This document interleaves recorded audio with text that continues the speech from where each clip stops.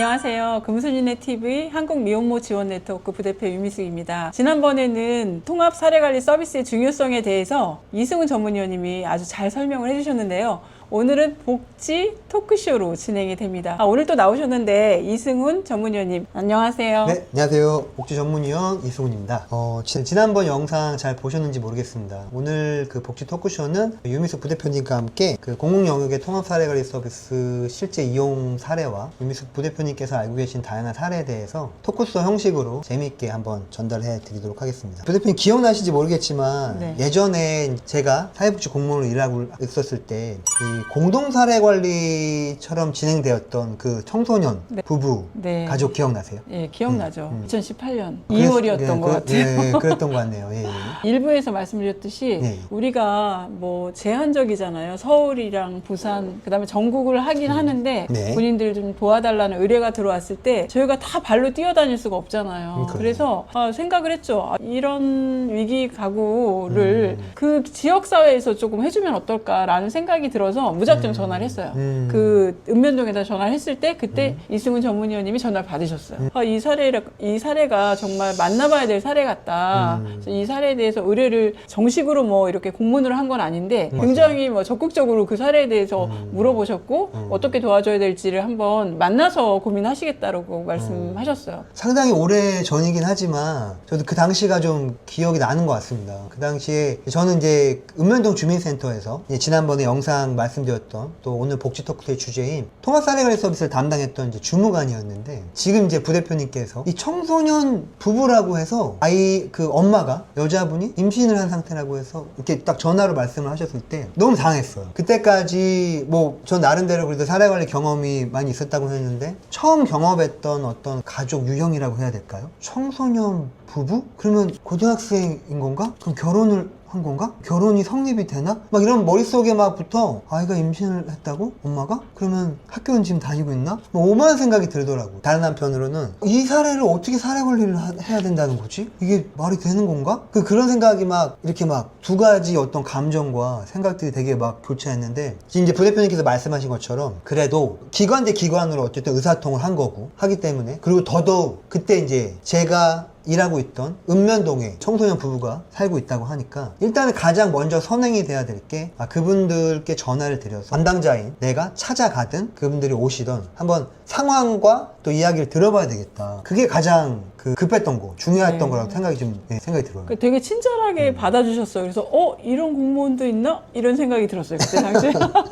다행이네요. 네. 예, 뭐 그때 이제 사례를 조금 말씀을 드리면은 그 당시 이제 부대표님 전화를 이제 받고 어떻게 보면 이제 사례 의뢰에 전화한 거죠. 아마 제 기억으로는 그 다음날 아마 청소년 부부 댁을 방문했던 것 같아요. 그래서 뭐 오늘 이제 토크쇼에서 뭐 굉장히 구체적으로 말씀드릴 수는 없겠지만 이걸 이제 사례로 말씀드리는 이유는 복지 서비스 이용자 입장도 있고 어떤 사례 관리 서비스를 진행하는 어떤 담당자, 기관의 담당자 입장도 있겠지만 앞서 영상에서도 몇 번 강조드렸지만 공공기관에서는 민간의 어떤 복지기관보다 어떤 역사와 지식과 전문성이 짧기 때문에 사실은 되게 낯선 상황인 거였어요. 그래서 저뿐 아니라 그 모든 읍면동 주민센터에 보통은 이제 2개의 복지팀이 있는데 다 낯선 거죠. 누구 하나 청소년 부모? 아이들이 아이를 가졌대? 막 이렇게 되는 거죠. 그래서 사실 조언을 받거나 슈퍼비전을 받을 만한 그런 인프라는 사실 없는 게 사실입니다. 그러다 보니까 더 이 공공 영역에서의 사례 관리를 업무를 하는 주무관이나 또 담당자들은 애로사항이 있을 수밖에 없는 거죠. 어쨌든 저는 좀 무식하게나마 물어서 그때 이제 부대표님께도 많이 물어본 것 같은데 일단 찾아갔고 일단은 경청을 많이 했던 것 같아요. 한 2시간 정도 상담을 길게 했었고 이제 그 청소년 부모의 부모님들과도 얘기를 좀 나눴고 그래서 앞서 영상에서 나와서 설명드렸던 것처럼 그 과정 공공의 통합사례관리 서비스의 과정별로 이제 진행을 했고 결과적으로 그 사례회의를 통해서 제가 저희 그 당시 이제 지역에 읍면동에 있었던 다른 복지기관에게 이제 도움을 요청했던 것 같아요. 그건 이제 복지 민간 기관이었는데 이런 사례가 의뢰가 됐고, 아무래도 청소년 그 부모 엄마는 임신 상태였고 휴학 중인 상태였고 아빠는 지금 이제 그런 상황이다 보니까 빨리 취업을 또 해야 됐고 소득 활동을 해야 됐고, 그리고 가장 큰 문제는 어려움은, 위기 상황은, 욕구는 집을 마련하는 거였어요. 맞아요. 네, 기억나시죠, 네네. 대표님? 그래서 그 지금 현재 청소년 부부의 이제 아빠, 부모님 집에서 다 같이 살고 있었는데 너무 협소하고 그러다 보니까 그 청소년 이제 부부가 곧 아이를 출산해서 3명 가족이 살 수 있는 집을 마련해야 되는 상황이기 때문에 더더욱더 민간복지기관에 이제 요청해서 회의를 통해서 그때 이후부터는 민간복지기관의 담당자와 읍면동 주민센터 당시에 사례관리 담당했던 제가 이제 공동으로 사례관리 하게 되면서 굉장히 신속하게 진행이 됐던 것 같아요. 특히 그 주거에 있어서는 사실 이제 부대표님께 한번 여쭤보고 싶은 게, 지금 이제 저희 기관에서도 주거복지 사업을 하고 있으니까 주거가 어떤 생활이나 전체 복지에서 차지하는 비중이나 중요도가 굉장히 크죠. 굉장히 크죠. 저희는 이제 처음에 주거를 중심으로 할 때 한 주거만 해결하면 한 70%는 해결하지 않을까라고 생각을 했는데 뭐 주거를 이렇게 또 전문적으로 하다 보니까 또 많은 문제들을 안고 있어요. 특히 청소년들은. 그래서 특히 부부들은. 그래서 우리가 이렇게 해주는 그런 주거는 10%밖에 포지션이 차지를 못하는구나. 나머지 부분들이 훨씬 더 많구나. 그중에 정서적인 부분도 있을 거고 관계적인 부분도 있을 거고 생활적인 부분도 있을 거고. 저는 너무 깜짝 놀랐던 게 되게 신속하게 이 동주민센터에서 사례 회의가 진행이 됐고 굉장히 많은 분들이 참석을 했던 것 같아요. 그 사례 회의에 한 20명도 넘게. 그래서 제가 와, 이렇게 진짜 이렇게만 해준다 그러면 모든 게 해결되겠다. 저는 그때 당시에는 솔직히 그렇게 생각했어요. 근데 그게 아니더라고요. 지금 부대표님 하신 말씀을 이제 들으니까 저도 그때 그야말로 통합 사례회의의 현장이 지금 이렇게 막 스쳐 지나가는데, 이건 이제 뭐 개인적인 어떤 의견이고 여담이기도 하지만 그 사례 관리를 담당해야 할 어떤 공공기관의 그 담당자로서, 주무관으로서 혼자 이제 나름 전략을 세웠던 게, 이 사례는 우리 지역의 청소년들이 아이를 가져서 부부가 됐어요, 이렇게 다 알리는 그게 아니고 이거에 대한 책임과 무게와 이거를 어떻게 해야지 우리 마을에 이런 이제 위기와 어려움을 겪고 있는 가족이 있는데 다 함께 협력을 해야 되겠다는 거를 좀 강조하고 싶었어요. 그래서 정말로 그 청소년 부부에게 동의를 받아서 여러 사람에게 도움을 요청했던 것 같아요. 지금 당장의 역할이 없더라도 알고 계셨다가 나중에 필요한 것들이 생기면 도움을 주십시오 하고, 각계 기관과 또 심지어는 그 지역 주민, 또 여러 단체, 봉사단체까지도 그 회의에 초대를 해서 같이 논의를 하고 그 상황을 공유했던 것 같아요. 그래서 방금 부대표님께서 말씀하셨던 그런 단순히 집만 얻어서 다 해결되는 게 아니고, 집을 얻음으로써 인해서 생활적인 부분들, 뭐 출산부터 양육, 자녀 양육, 또 엄마의 또 연속적인 학업, 그리고 아빠의 취업과 그런 것들이 연속적으로 이렇게 선차적으로 이어졌던 것 같아요. 그러다 보니까 하면서, 그러니까 내가 다 알고 있으니까, 내가 다 이미 경험해 봤으니까 이걸 할 수 있어, 이게 아니었던 것 같아요.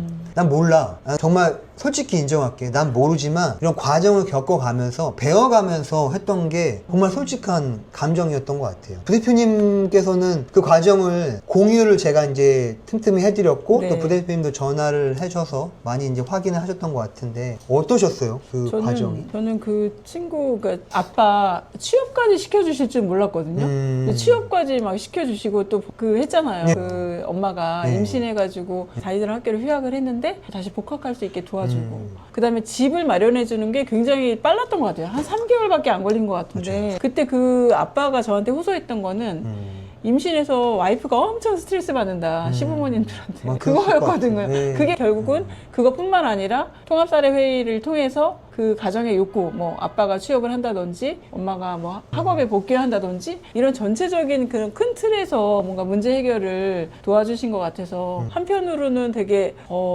좀 존경스럽다, 뭐 이런 감정도 있었고, 그 다음에 이제는 적극적으로 나도 동주민센터나 뭐 통합사례관리 서비스 의뢰하는 게 소극적이었거든요. 왜냐면 너무 힘든 거예요. 맞아. 이게. 그리고 저희가 만나는 그 엄마들이 연락이 잘 안 돼요. 뭐 전화가 끊기거나 아니면은 그냥 뭐 잠수를 타 하거나 이런 게 흔하기 때문에 네네. 그럴 때 포기하지 않을까? 이런 걱정. 저희는 이제 끊임없이 막 생각나면 전화하고 하는데 동주민센터에서는 그렇게 몇 번 뭐 끊어지고 연락이 안 되고 그러면 우리는 찾아가 보기라도 하거든요. 네. 근데 그게 좀 쉽지는 않겠다 이런 생각 그럴 수 들게 있죠. 됐죠. 저도 오히려 그 당시를 이제 돌이켜 생각해 보면은 그 부대표님과 부대표님 기관께 되게 고마웠고 감사했던 부분이 앞서 말씀드린 것처럼 워낙 경험도 부족하고 그런 가족 유형은 또 처음 경험하다 보니까 모든 것들이 다 이제 배우고 경험하면서 그야말로 사례관리 서비스를 이제 지원해드리는 상황이었던 것 같은데 지금 부대표님처럼 오히려 전화 드리고 뭔가 이렇게 조언을 구하고 자문을 필요했을 때 부대표님께서도 기관의 입장에서 또 개인적인 경험을 또 많이 활용해서 조언을 해주셨던 것 같아요.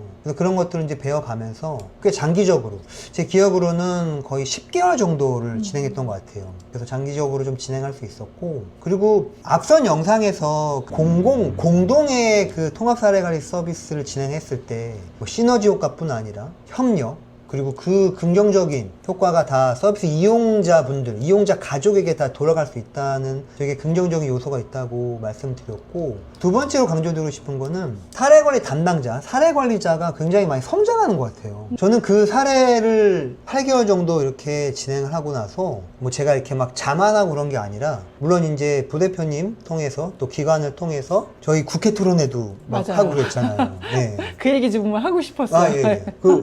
그런 경험과 또 그런 국회 토론회, 또 도회, 또 도회나 또 시의회라든지 의회에서도 또 이런 여러 가지 워크숍을 통해서 청소년 부모를 지원해야 되는 또 필요성, 그걸 또 많이 어필하고 했는데 국회 토론회 잠깐 언급해 주시면 어떨까요? 그렇죠. 그게 확장이었어요. 어떻게 보면 그 전에도 청소년 부부 사례가 있긴 했었는데 그게 소수라고 생각해서 저희는 이제 단일 사례 관리를 하긴 했지만 이렇게 이제 지역사회에서 연락이 오기 시작하니까 이거는 혹시 이 분들이 얼마나 될지 모르겠다라는 생각이 들어서 그때 막 국회에 알리고 그다음에 뭐 실태조사나 이런 걸 통해서 법까지 만들어졌잖아요. 이게 그렇죠. 사실 이게 확장됐었던 거거든요. 그러면서 이제 이승훈 전문위원님도 국회 토론회 같이 함께 하는 그런 시간들이 많아졌고 그때 처음으로 경기도 그 토론회 할 때도 오셔가지고 예. 그때 그 이후로 이제 조례가 만들어졌고 처음으로 청소년 부부 지원 조례 경기도에서 처음으로 만들어졌어요. 아, 경기도에서요? 네, 아, 최초인가요? 전문위원님, 예, 아, 최초예요. 아. 그 이후에 이제 청소년복지지원법이 개정이 됐고, 그 다음에 이제 전국에 43개 시도에서 조례가 만들어졌어요. 지금은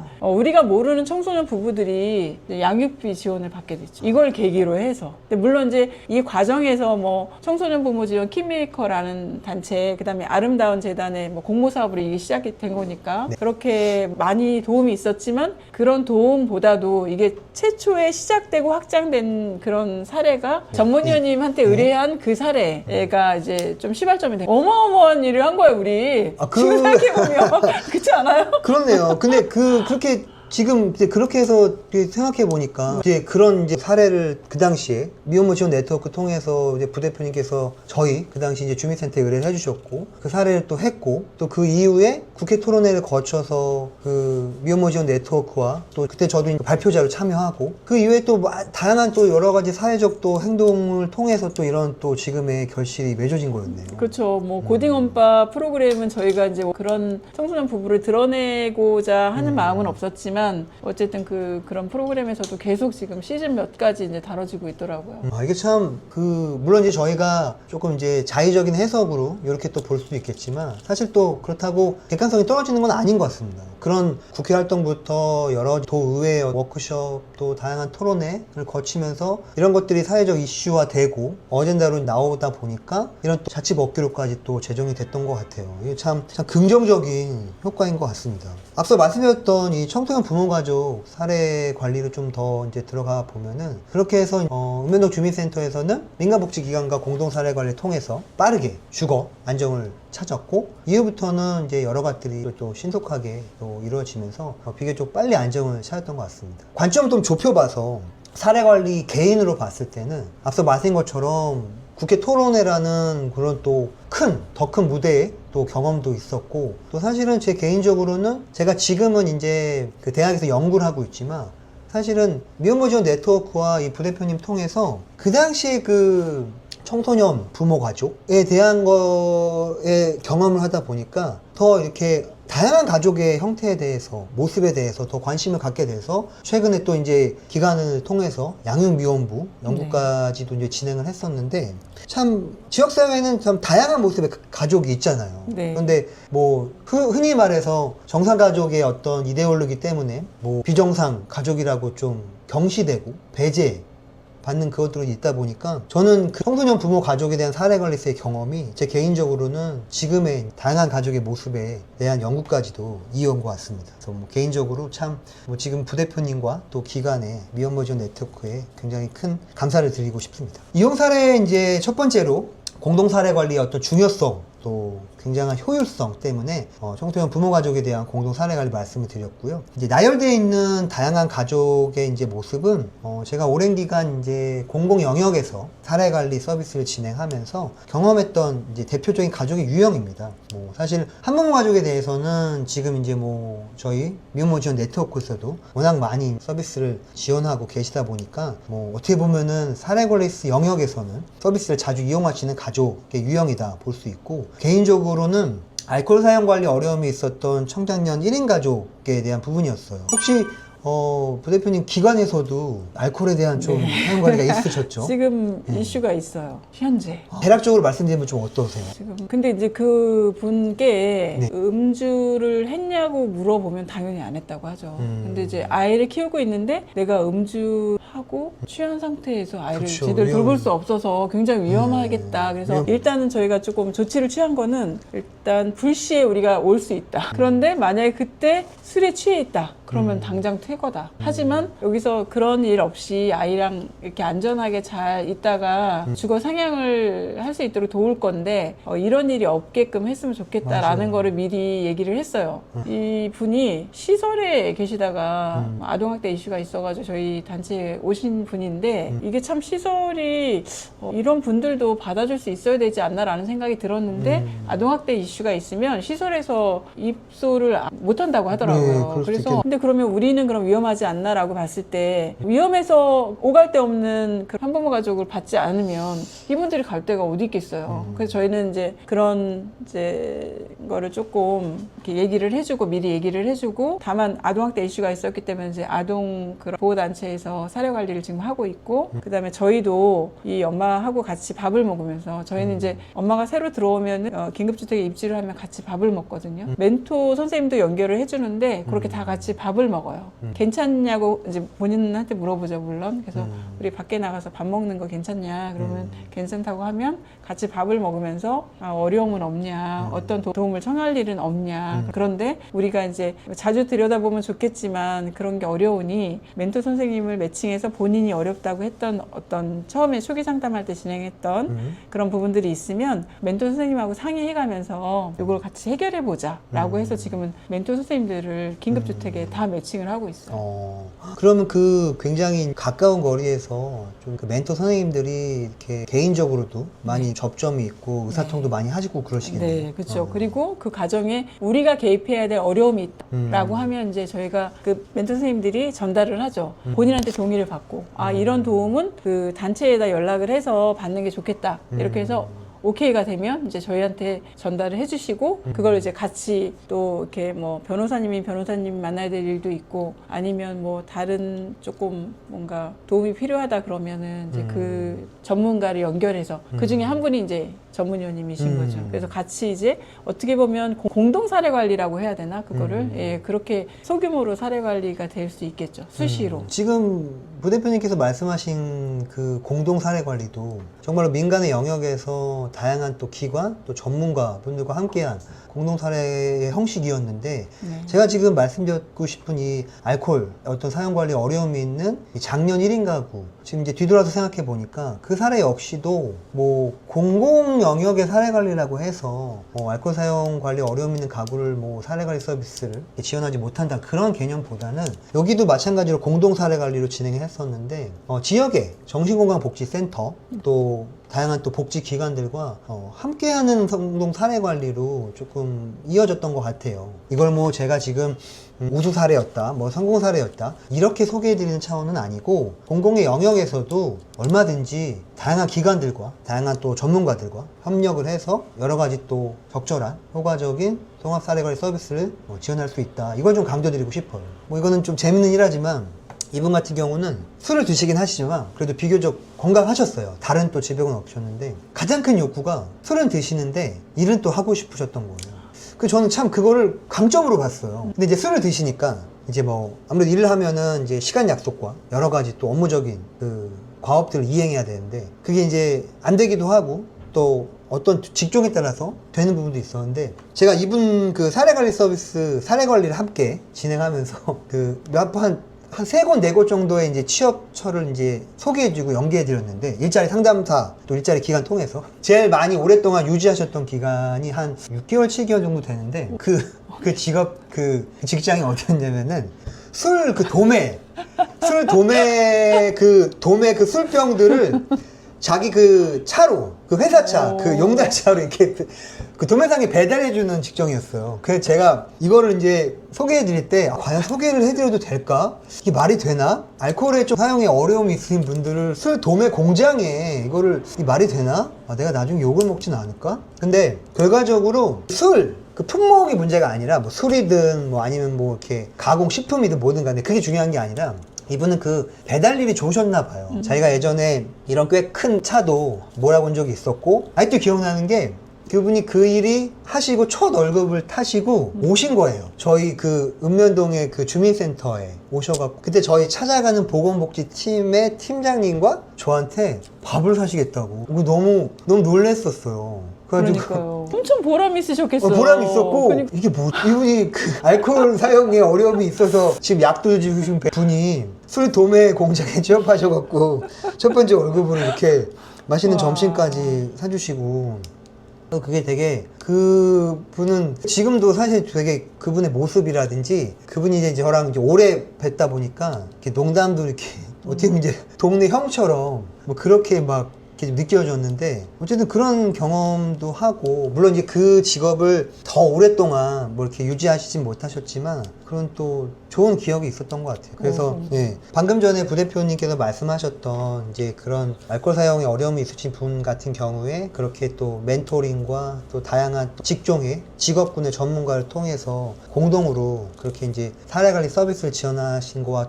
동일한 맥락으로 공공의 영역에서도 이런 이용 사례가 있었다고 소개를 좀 시켜드리고 싶었고요. 그 나머지 부분들은 이렇게 참고적으로 또 보시면 좋을 것 같고 한 가지 사례를 좀 더 강조해드리고 싶은 게 이웃과 함께한 사례관리 청소년 1인 가족에 대한 부분이에요.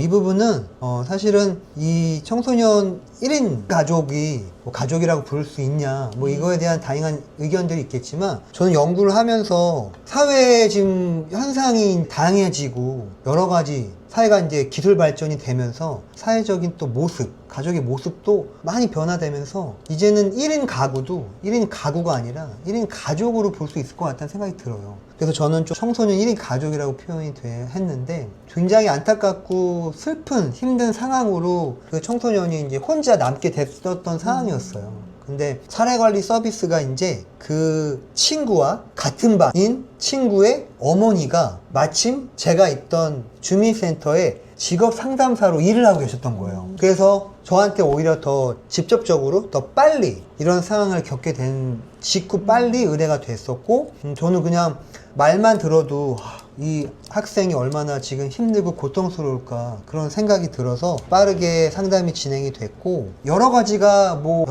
필요하고 여러 가지가 다 위기 상황이었던 거죠. 그러다 보니까 모든 가용할 수 있는 이 학생의 입장에서 친인척부터 지인 모든 게 다 그러니까 보통의 욕구조사나 자원조사보다도 제가 지금 기억하는 거는 이 학생의 어떤 자원이 있을까? 자원이 있기라도 한 걸까? 강점이 있기라도 한 걸까? 이 삶을 지금 살 수 있는 그런 힘이 있을까? 굉장히 깊게 들어가서 조사도 하고 조언도 받았는데 다행히 그 친구 관계가 굉장히 좋았어요. 그래서 주변에 친구들이 굉장히 많았고 그 친구 중에 어머니가 거의 저보다 더 사례관리자처럼 이 학생을 도움을 주셨어요. 그래서 제가 굳이 표현하면은 이웃과 함께야. 사실 저보다 저는 이 업무적으로 이 사례 관리에 대한 활동과 그걸 기록만 했지 모든 거에 대한 어떤 사회복지적 실천과 개입은 이 학생의 친구의 어머니가 다 했던 것 같아요. 그래서 어머니가 거의 엄마처럼